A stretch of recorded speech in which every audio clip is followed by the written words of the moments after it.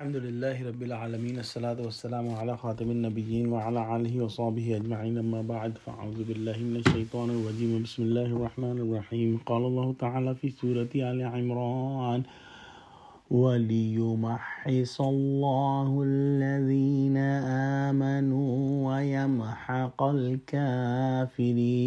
ترجمہ: اور یہ بھی مقصود تھا کہ خدا ایمان والوں کو خالص مومن بنا دے اور کافروں کو نابود کر دے۔ جیسا کہ ہم نے ذکر کیا کہ غزوہ احد کے اندر مسلمانوں کو جو شکست ہوئی اس کے اندر بھی اللہ سبحانہ وتعالیٰ کی مصلحتیں تھیں جو کہ مسلمانوں کے لیے فائدہ مند تھیں۔ پہلی مصلحت پچھلی آیت میں بیان ہوئی کہ ایمان والے کون ہیں اس کا فیصلہ ہو جائے اور جو منافق ہیں وہ جدا ہو جائیں۔ دوسری مصلحت یہ تھی کہ اللہ سبحانہ وتعالیٰ مسلمانوں میں سے کچھ کو شہادت کا منصب عطا فرمائے اور ان کو جو ہے اعلیٰ ترین درجہ دے۔ آج کی آیت کے اندر دو مصلحتیں ہیں جو ہیں وہ بیان ہو رہی ہیں کہ اللہ سبحانہ وتعالیٰ نے مسلمانوں کو کیوں کر شکست ہونے دی۔ تو اس کی ایک حکمت جو آج کی آیت کے اندر بیان ہوئی وہ یہ کہ اللہ کو یہ منظور تھا کہ ایمان والوں کو پاک صاف کر دے، کیونکہ مصیبت پر صبر کرنے اور تکلیفیں جھیلنے سے اخلاق اور اعمال کا تصفیہ ہو جاتا ہے۔ جب مسلمان آزمائشوں میں مبتلا ہوتے ہیں تو اللہ تعالیٰ مسلمانوں کو باطنی میل کچیل سے صاف ہونے کی توفیق دیتے ہیں۔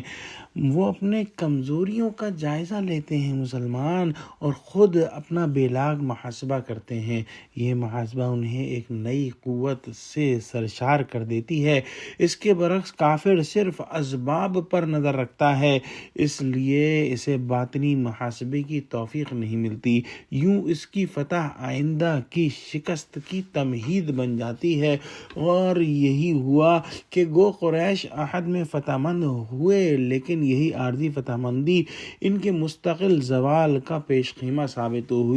آزمائشیں مسلمان کو نکھار دیتی ہیں اور کافر کو مٹا دیتی ہیں، اور ہم یہ دیکھتے ہیں اپنی زندگیوں میں کہ جب بھی کوئی آزمائش آتی ہے، مشکل آتی ہے، جو ہے آٹومیٹیکلی دل سے اللہ کی جو ہے مدد کی ایک پکار نکلتی ہے دل سے، اور بندہ جو ہے اللہ سے قریب ہو جاتا ہے۔ یہ کیفیت کافروں کے لیے سمجھنا مشکل ہے، لیکن جو بھی یہ بات سمجھ لے وہ اللہ کی طرف ہی پلٹتا ہے۔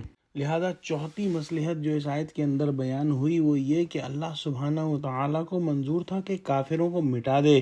وہ اس مرتبہ غالب ہوئے تو آئندہ بھی اسی گمان سے چڑھ کر آئیں گے کہ ہمیں غلبہ ہوگا اور مسلمانوں کے مقابلے میں آ کر ہلاک ہوں گے، اور مسلمان جو ہے اپنی شکست کی وجہ سے ایمان سے اور زیادہ قریب ہوں گے، اور جو کفار ہیں وہ اپنی فتح کی وجہ سے اپنے کفر سے اور زیادہ قریب ہوں گے اور سمجھیں گے کہ ہم ہی صحیح ہیں، اور یہی خیال ان کے لیے ہلاکت کا باعث بن جائے گا۔